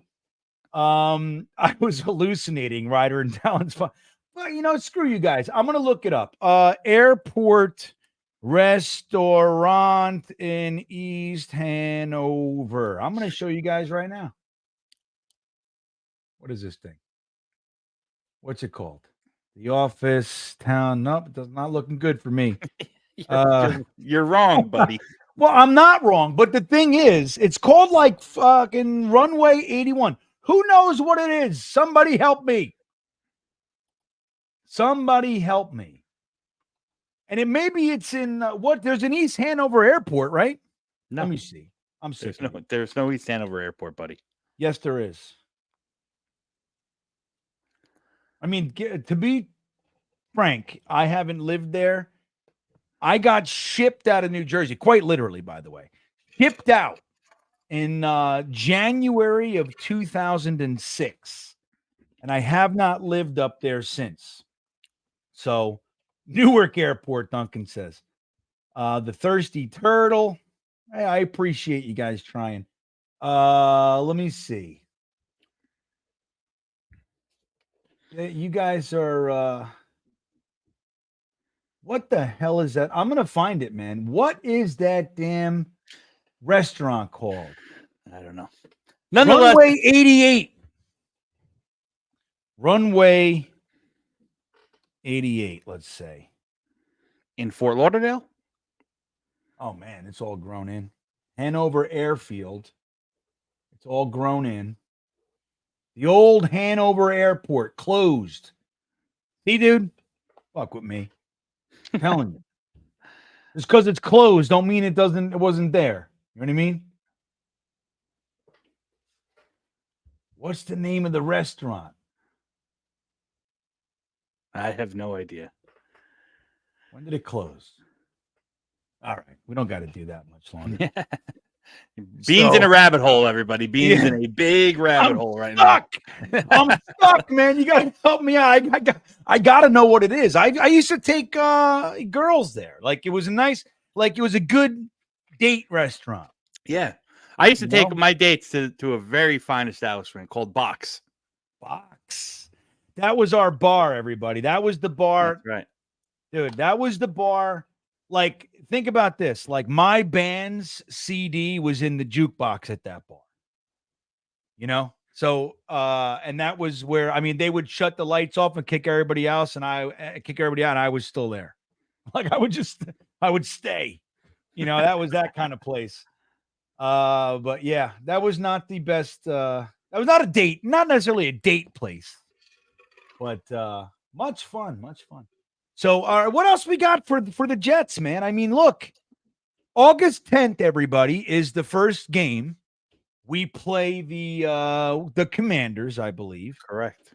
We get to see little Jaden Daniels action. Maybe I don't know if he'll play. You think he will?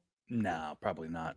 I believe Saturday, if I'm not mistaken, is a green and white scrimmage, right? I believe it's their green and white scrimmage. So, what are you looking to see out of the green and white scrimmage? What's the one thing that you want to see happen there outside of us coming out injury free? Yeah, that's the key, right? What I'm really looking to see is I would love to see the offensive line depth. You know what I mean? Like, I think it's important that these guys play together. So we got to see them, the starting group. Hopefully Morgan Moses is back. Mm-hmm. We got to see the starting group.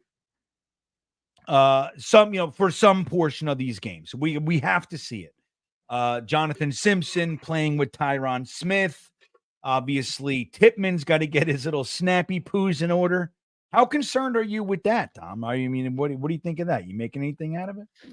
No, I not making much out of it.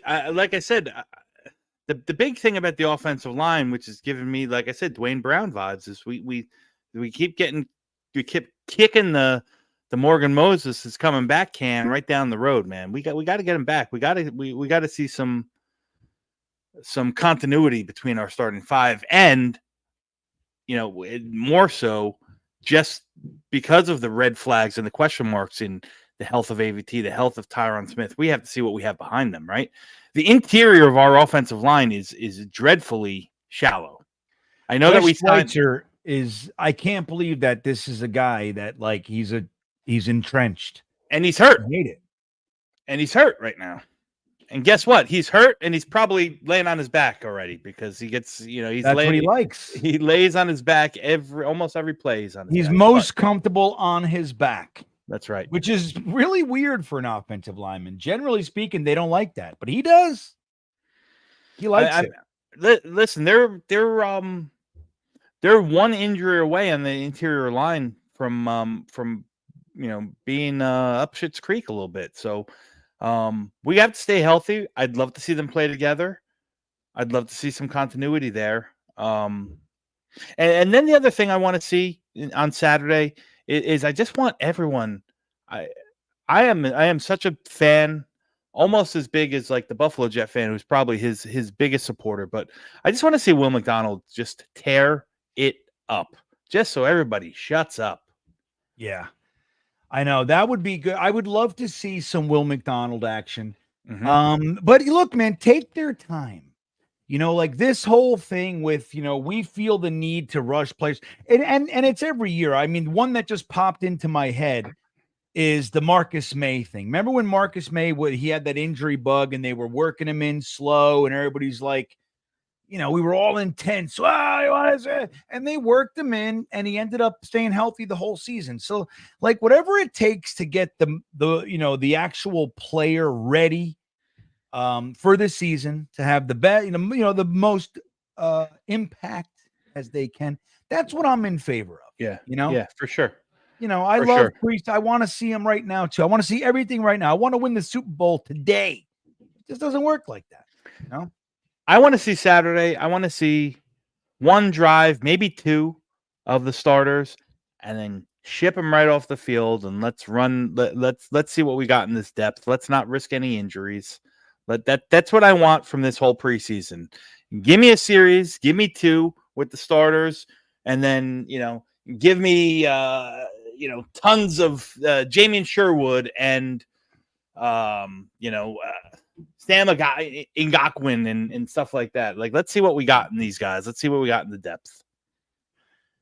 Yeah, I see people talking about the ads. Now, number one, let me tell you something about the ads. Whatever side of anything you're on, there are two ways that ads land on us. Okay. Number one, if there's a flooding of the market by a business or a candidate or whatever it might be. But the other thing is this. It's funny. I've had people say to me, like, why am I getting ads for, this like sex stuff? And I'm like, well, the other thing that it does is these algorithms show you the ads that they think you're going to be interested in.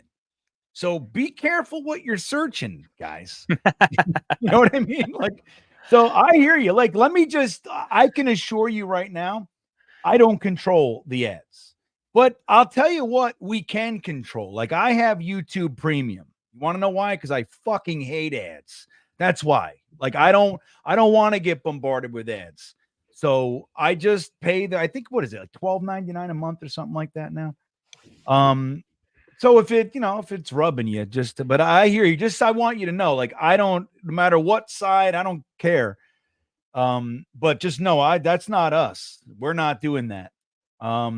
But be careful what you're watching. It's like what they say. There was a saying I saw recently. I think it was Colin Quinn, who I don't find all that funny, by the way. Mm-hmm. Colin Quinn, longtime comedian. I've hung out with him, numerous times at like the Comedy Cellar and stuff like that. Nice enough guy. I have no issues with him as a person. Don't find him to be that funny. But his recent special, he said something, Dom. He said, people, I forget, I'm going to paraphrase, I'm going to ruin it. But the point is, he said, people can tell you anything about who they are, but if you want to know who somebody really is, it's their search history. That's who they are. You know what I mean? Whoever if you could get access to everybody, you want to know who somebody is, so give me 5 minutes with your search history. That's who they are. Machine guns, deer hunting. Well, you know who they are, If they say, if they go roller coasters and shit, that's what they are. That's who they really are. So that's funny. Right. Buy YouTube Premium. That's what I'm saying. Mr. Business says boobies. Oh, what a catch. Who is that? Who is number 80? Dingleheimer. Look at this. Nice pass, too. Oh, that's a great catch. Look at that. What do you learn from that? He put it only where his receiver could catch it. Yeah. Who's the quarterback there? Who we watching? Is it Tyler Badgett? Is that who it is? I think it might be, actually. Look at that. Look at that. Johnson, number 80 on the Bears. So let me Andre Johnson? No. Wait. It was a joke, Bean. Yeah, I know. I know. Generally speaking, the humor, I catch it most times. Let me see. So Johnson, Colin Johnson. Oh yeah, from University of Texas. He was tall. They thought I think he was drafted by Buffalo and tried to convert him. I could be wrong on this. You have it up. Maybe you're wrong. Maybe he's drafted by Buffalo and they tried to convert him into a tight end, if I'm not mistaken. I don't know. I don't see that. Let's see. I will. Original team Jacksonville. No. So Jacksonville Giants and the Bears. That's right. That's who he's played with. So, and then one of them tried to convert him into a tight end, whether it was Jacksonville or the Giants. And yeah. Look at Roger. He says he was digging through the old annals of Jersey history, and he says Sean Green, Thomas Jones, Brett Favre in your wife's closet. Sean, yeah, my oldest jersey I think that I still own is probably a Marcus May year 1 rookie jersey before he changed numbers. I think that's the oldest one that I still have in rotation. Yeah, the Sean Green, man, I loved Sean Green. Did you? I almost did. Almost. I wanted to. He was your kind of running back, right? All day. I mean, for someone who is a big Chris Ivory fan like yourself, I mean, Sean Green was like Chris Ivory light. Yeah, light. Right. Chris Ivory, without the injuries, I mean, one of the best running backs you ever had. I mean, the fact that he was so a bold statement right there. Well, it's true. I mean, you think about how hard he was to take down, how he was smash mouth and all that. But if he got into the open field, he was lightning fast on top of it. So, I mean, that combo is lethal. Chris Ivory was very exciting. Matter of fact, the 2015 season when he got hurt, that was a major hit to the team. Chris Ivory, Decker, Marshall, obviously Fitzmagic. It's funny because that whole team was built for Geno. Remember that? And then he fucking punched. He got punched in the face. Kramerica Industry. That's a great name, buddy. Thank you for the super chat. He says, listen up, get on the bandwagon now because it's going to be jam-packed after the Jets boat race the Niners. Yeah, just wait and see, my friends. I'll tell you what. Dare I say this? Is this a little too premature? I hope you dare. Is week 1 a preview to the Super Bowl? Wouldn't that be something? Wouldn't it be something, huh? Well, then there's that whole thing. It's like beating a team twice or 3 times in 1 year is very, very difficult. So losing week 1 is going to be brutal if that happens. Yeah. But if it meant that you beat them in the Super Bowl, obviously you take it. But it's like, I don't want to lose week 1. You know what I want? I want to win every game. Jake said, 12-5. We got 13-4 in the house. Boogie's dropping 20-0 bangers in this chat. Yeah. I like so the Jets would, if or when, if you want to be that optimistic, if or when we win the Super Bowl this year, you know what record the Jets will break? It'd be the first team ever to win the Super Bowl with over $50 million in dead cap money. Interesting, right? Yeah, that is interesting. I would, not to demean or minimize what you just said, but I don't give a fuck what else comes with it. You know what I mean? I don't care. Yeah, that's a good conversation I have with all my non-Jets fans. They say, hey, what would you give for a Super Bowl? I say just about anything. They said, would you take another long 10-year rebuild drought? I said, in a heartbeat, it wouldn't even blink. If you told me I'm going to win the Super Bowl this year, but the next 10 years are going to be like the past 10 years, sign me up. We've been through it once. It can't be worse, right? Dude, I don't know, man. I don't know if it can be worse. It's funny. I when my son was a little guy, I talked to him about the bad years, the rich Kotite, and I said, you don't have to worry about that. I said, this is a tough team to root for, but you don't have to worry about that ever. I mean, that was a very unique scenario. And never in a million years, I would take Kotite over Gase all day. Those teams were at least competitive.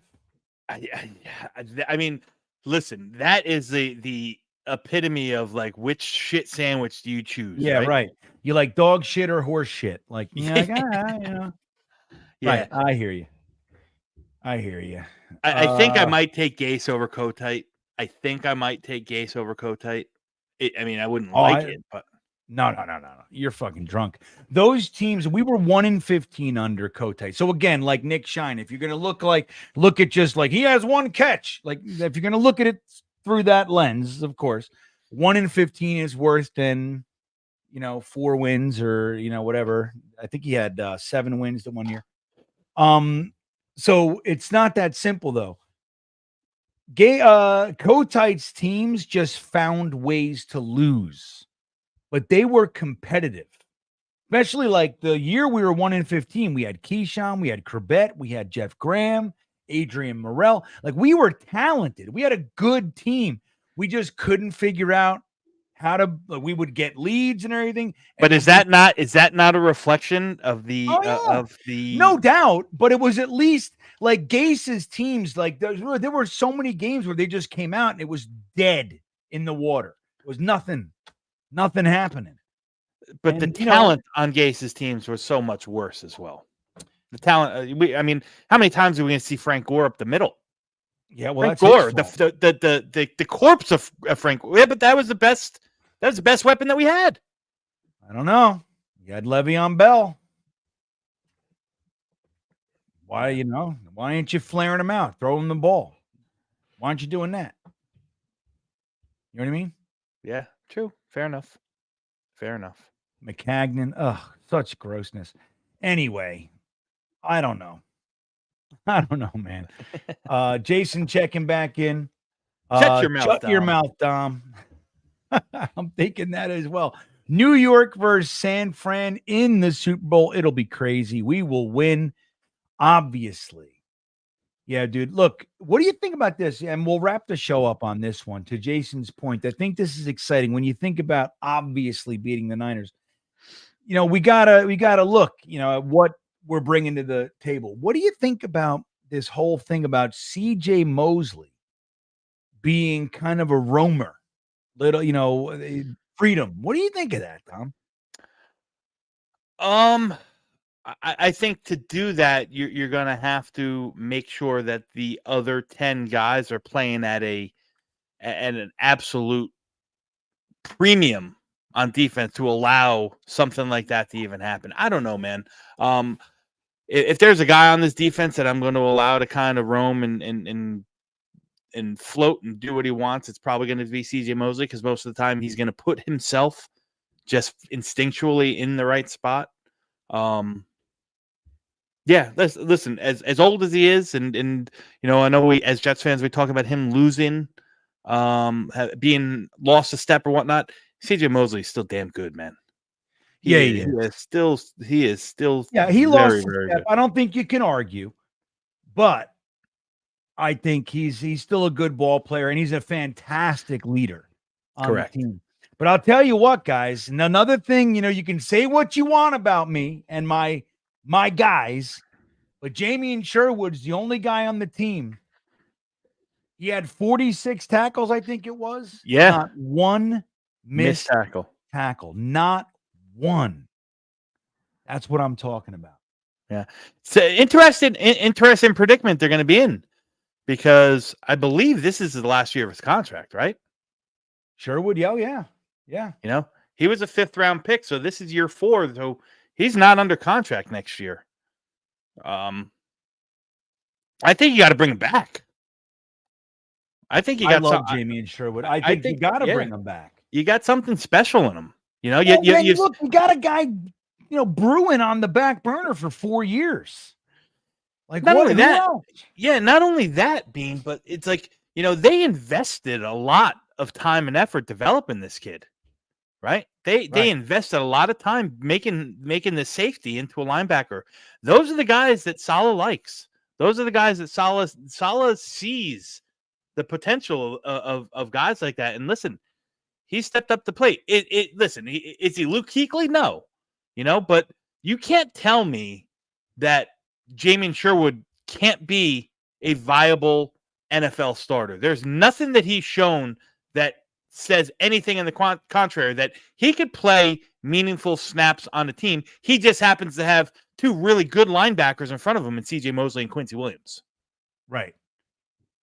And he may never be to that caliber, but he's a solid player that you want around. I mean, again, for your depth guys, like if they're not going to break into the starting lineup, what you want them to be is solid special teams contributors. How frustrating is it? And we've seen it more than most.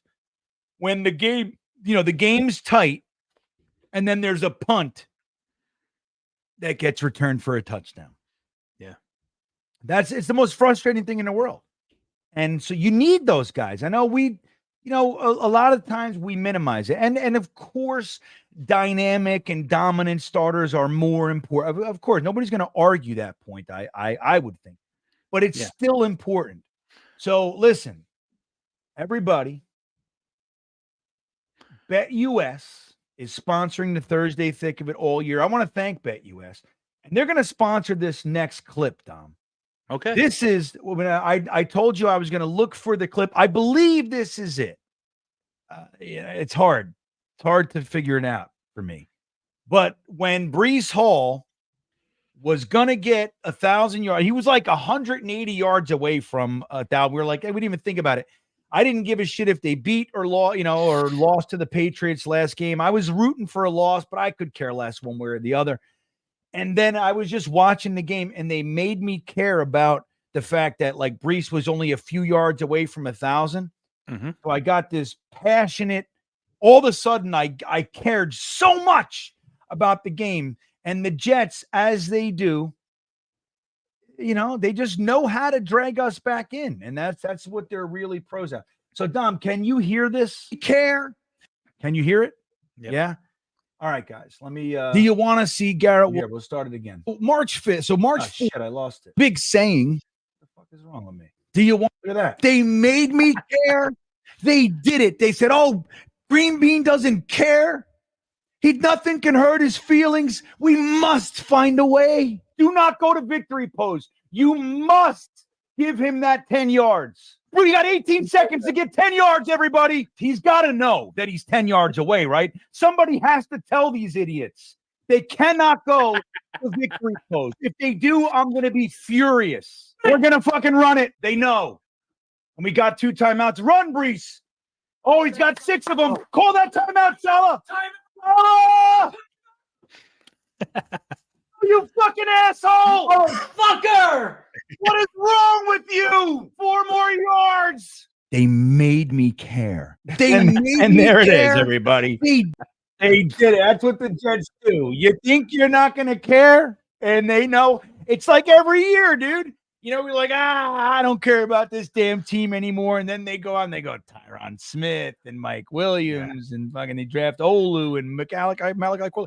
And they do all every year. They know it. There's no team. See, it's a funny thing because you look at the Jets.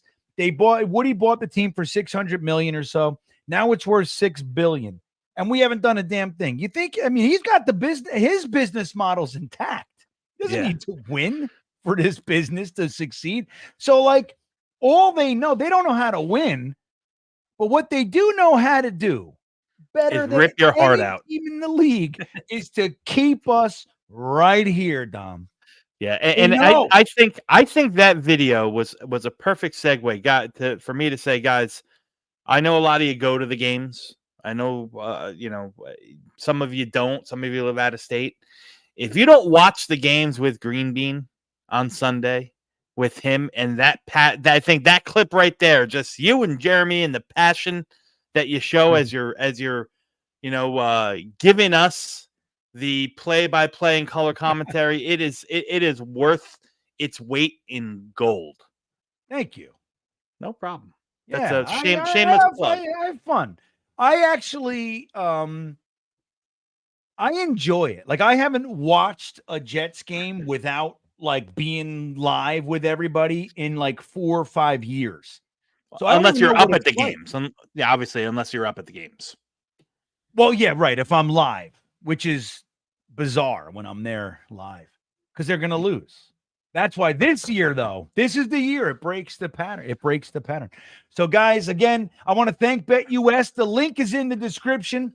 Right at the top, get 125% bonus on your first 3 deposits. And I want to tell you something else.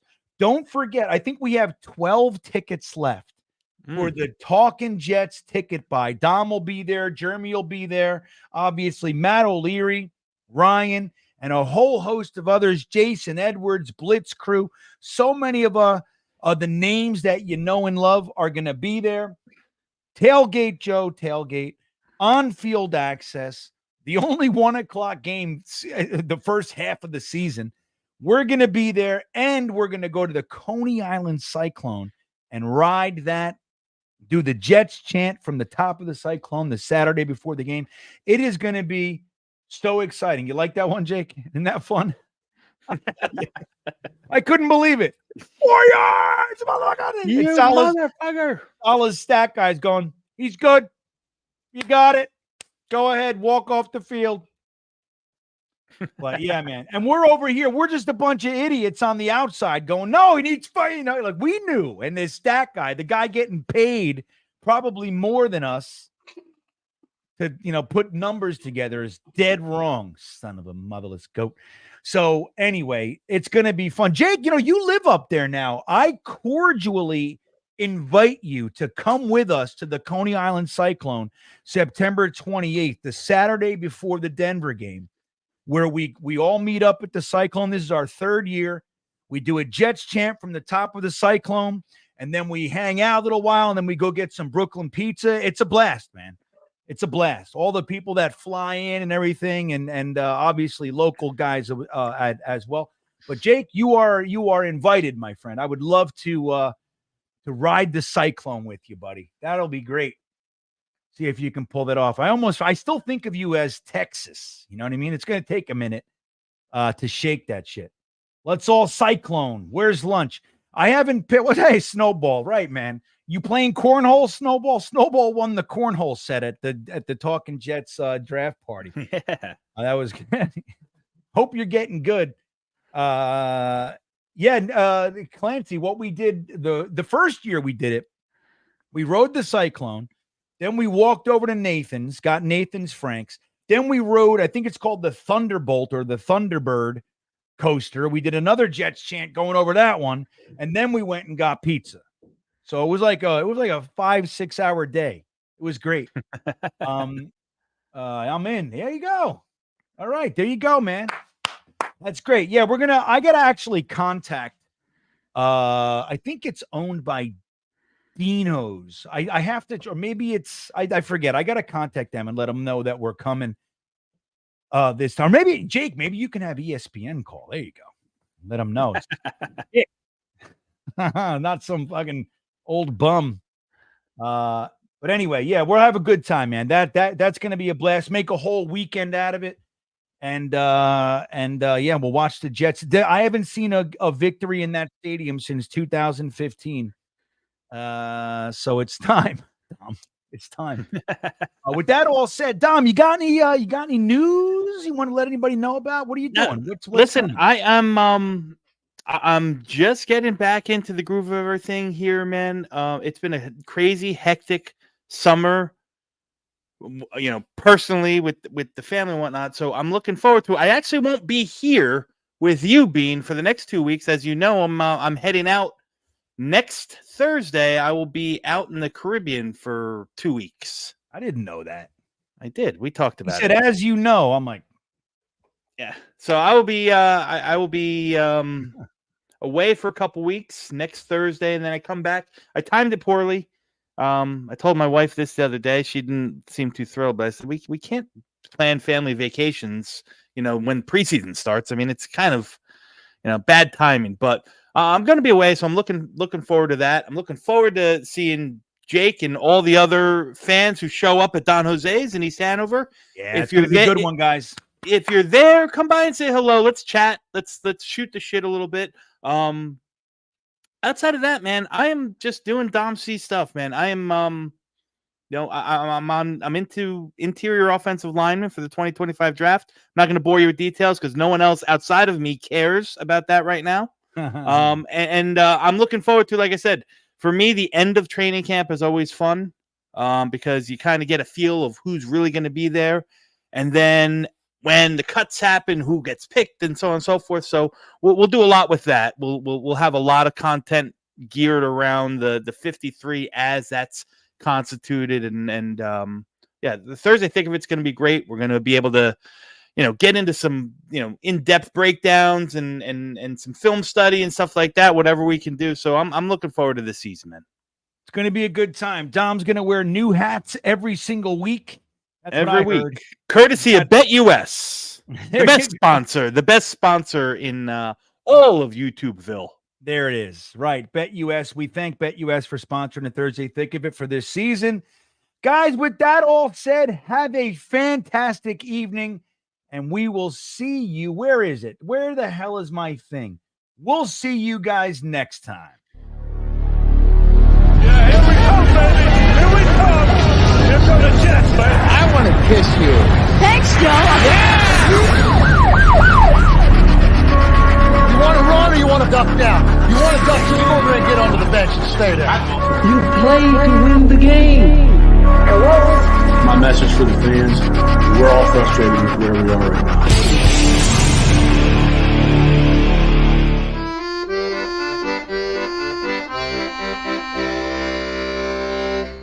Jets, Jets, Jets.